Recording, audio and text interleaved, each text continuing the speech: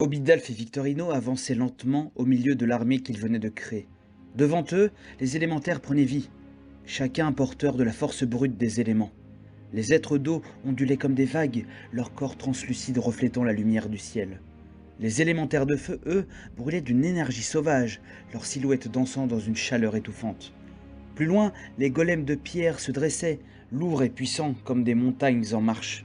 Et parmi eux, les arbres géants se levaient, leurs branches entremêlées formant une voûte vivante, une forêt qui avançait à leur côté.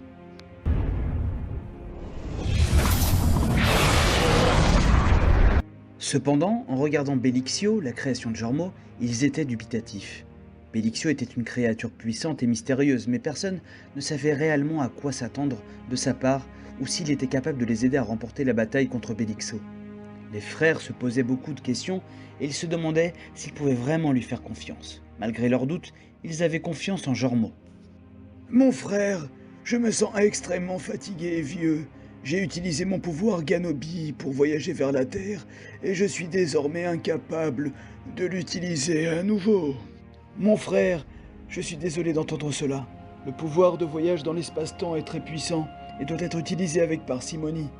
Tu as dû en faire un usage trop excessif une première fois lorsque tu allais aider Stenixo et la deuxième fois pour venir ici. N'utilise plus ton pouvoir Ganobi. Tu sais que si tu l'utilises encore une fois, tu y passeras, mon frère.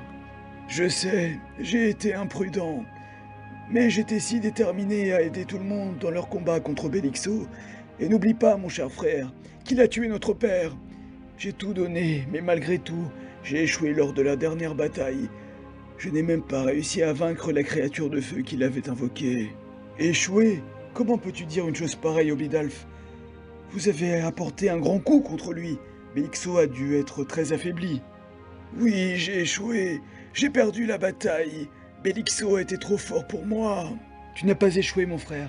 Tu t'es battu avec courage. Moi, je ne m'y serais jamais aventuré aussi loin que toi. Tu as montré à tous ce que c'est d'être un véritable Ganobi. Et tu sais quoi? Notre père serait extrêmement fier de toi. Vraiment? Bien sûr, tu as hérité de ses qualités de Ganobi. Il est en toi et il t'aidera à dépasser tous les obstacles qui se dresseront sur notre route. Tu es un héros, Bidalf, et tu le seras toujours. Bellixio s'approcha des deux Ganobi.